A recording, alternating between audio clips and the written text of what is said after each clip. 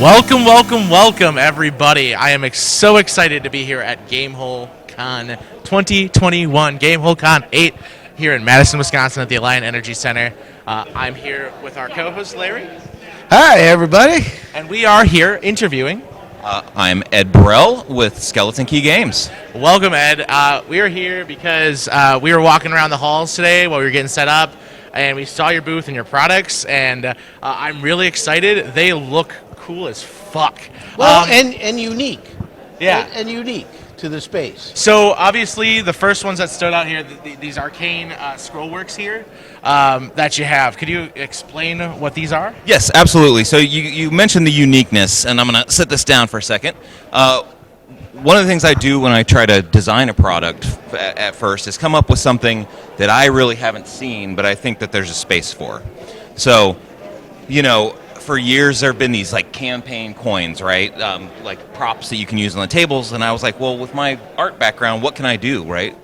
So I started thinking, scrolls, they're such an iconic thing in role-playing, but I've never really seen them brought to life. So I started going through the different spells and stuff and doing my graphic representations of spells from, D&D, Pathfinder, any kind of iconic, magic missiles and fireballs. And so I decided I would bring them to life and do really actual illuminated scrolls. They're printed, but then they're all hand torn on the edges, hand weathered, and then I finish them by hand with acrylic paints and metallics and stuff like that. I will say these really, you can see these from like 20 feet away. They will get you to do a double take, and then when you kind of look in and kind of see all the details, like it looks like this could be like a movie prop or like something. Like I've been watching, it's spooky season. I've been watching a lot of cool Halloween stuff, and like this is like stuff you see in like a movie. It's really cool to see the level of detail. It fell through. Sorry,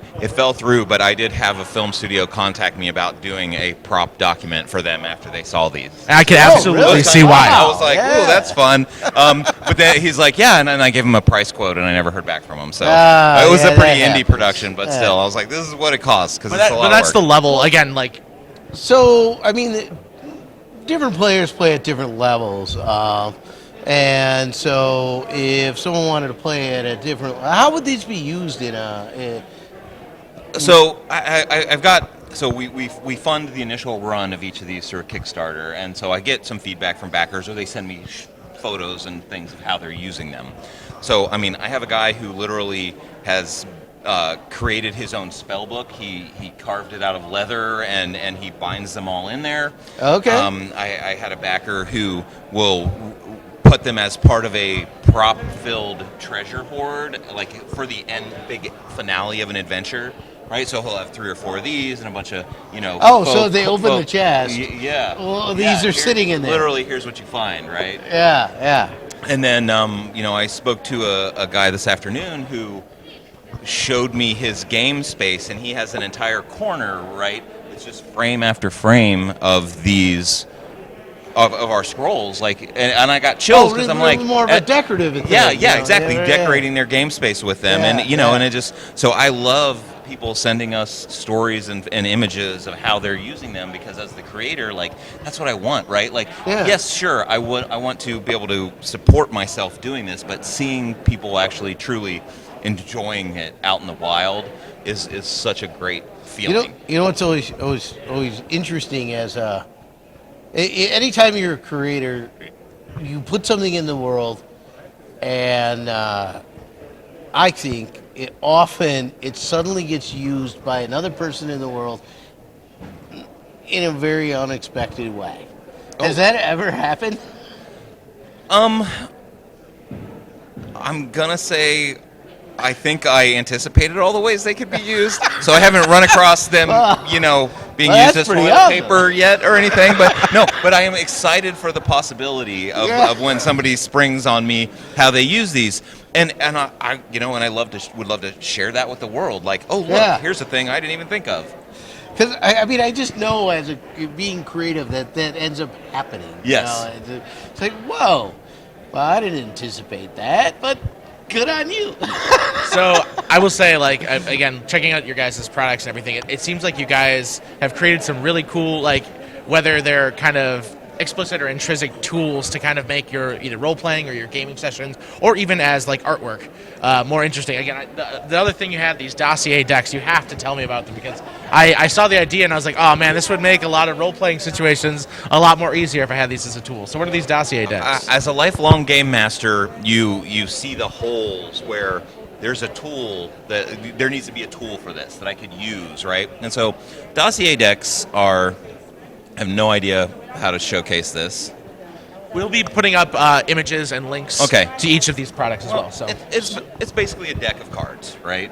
Right. But instead of you draw one card and you get one NPC, we've broken it down. So you've got your appearance cards, which have an image and a little written description if you just want to read it off to your players. Right. Then we've got traits cards, and that's just a whole bunch of words, but it tells you how that NPC reacts within the its world, right? So this particular one is suspicious of elves. Something in the past life of this potential character makes them not really like elves, but they also have a photographic memory. So it just gives them little quirks that the GM can then work into the role play, right?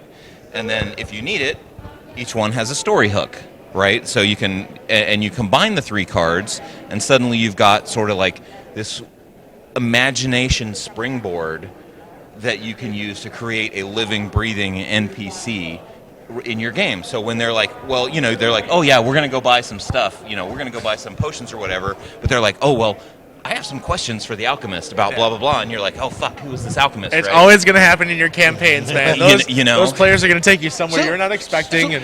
Are these system specific? There's not a lick of rules on them. Do whatever you want with them, right? So first of all, they'll work for old school games. They'll work for D&D, Pathfinder. They'll work for Mirrorborg.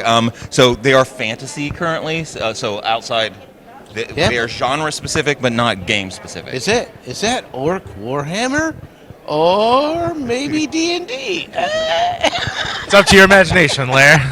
Absolutely. I'm excited to see where you're going to take these at our next game night. There's a story here. So and again, I love the idea. It's cool. It does seem you get a nice background, some traits. Like it is. You're right. An imagination kind of springboard to kind of really like. There's plenty of times I'm writing stuff for a campaign or trying to figure out something for somebody, and it's nice to have a little brainstorming thing that I don't need to bounce off of somebody else. I do think like, okay, so it takes a certain amount of brain power and to just figure out your main thread. And then to just sort of flush out the dialogue, so to speak, you can add these, and then, well, what would a character like that be saying, kind of thing, Right. I mean, we some of them have quotes, right, on them. So in a moment of clarity, whenever there are lulls in conversation or activity, this character will give a startling outburst of information, generally pertaining to a subject that others in the area have been discussing. And then it says, "This is none of my business, but," and then you just fill in the blank, right? That makes for some very the U.S. interesting mail scenarios. service has slowed down significantly. Yeah. Well, this is none of my business, but here's 9 reasons why. Yeah. So it just gives you like, there's one that uses they're like a chef, but they're like they think they're great, but they're really bad at it. But they do like meat. I cook puns. the best stewed rat. So it's all like puns about meat. Like, I like the cut of your jib, sirloin, or whatever, right? And so some of them are silly. Some of them have like song lyrics. Like this person like sings when they're nervous, right? And so it's like everything they sing. I can't do it live here on this. But, So, right. to sort of wrap up, so I don't you know have, what you're talking about. So you have dossier decks. I mean, how many decks do you have? There are currently 4 decks. So we've got the Merchants and Commoners decks, and so like the traits and the story hooks in those are going to be a little bit more mundane, a little bit more simple. Then we've got the Mages deck, and so a little more exotic on the way that mages act. They're a little bit more finicky or whatever. Who doesn't want a quirky mage? And then you've got the Orcs and Goblins decks, and those traits are just batshit crazy. Yeah, Right. that So makes sense. you end up with a pyromaniac. But the great thing is you can Painting things red a lot. You can mix those decks together And get you'd be like, well, we have this merchant, but I want them to be like really nutty, so I'm going to draw from the Orcs and Goblins deck, and just really just mix it up. And then I just want to say this: I found people use these in two ways. One, on the fly, but you can also just read them and put them into binders, and you can populate your village or your That's a great idea. your goblin horde or whatever with the characters that make it up. So you can plan ahead a little or use it to springboard stuff. I think on the fly it makes a lot of sense to me. It's a lot of fun. Kind of a Larry way to go, huh? Yeah. You showed up in this town. Who's in this town? I don't know. Give me a minute. Why should as soon as I flop these guys out? Why should the players get all the surprises? Yeah, right. Like you be the GM, have fun with it, and if you're not prepared, right? Some of the story hooks can actually be developed into fairly large adventures if you want to do one shots, or if you're just like the lazy GM thing, like, oh crap, right? My player, like, we're scheduled to play and I don't know what I'm doing. Well, here's a fishing hole that has there's some singing that's been heard from it. Just it's great, and run it's with nice. it. You can use those cards to kind of see what you might want to do, or what you might mix well together, or just use little parts. Like it's nice that there are tools that you can use as much or as little as you want to.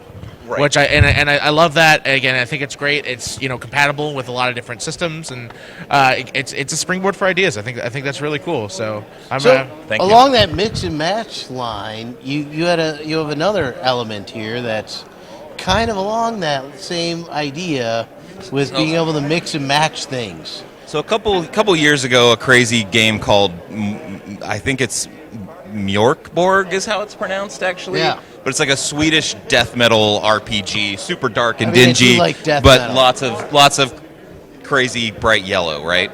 Yeah. Well, they released a third-party license, and I'm like, I like this game. I played it a bit, and I just want to do something crazy with it.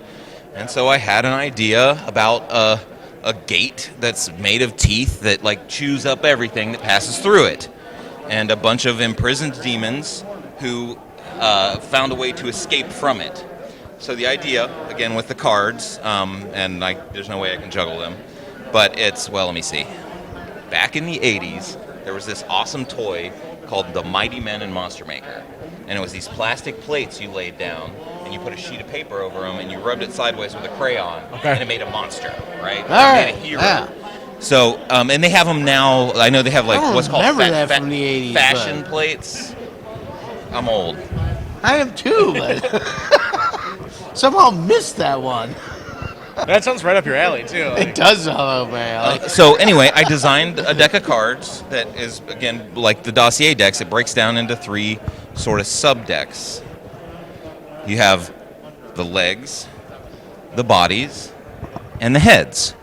And you draw out one of each, and it literally makes a demon, right? So it's called the Endless Demon deck, and it gives you full stats for this creature within the Mjorkborg game, but then we incorporated it into this campaign, and it's great to show this live to people at the booth, because they're like, I've never seen this happen before, like in a game. They're like, what? So we've put sections within the book. Oh wow. Where, where you might have to draw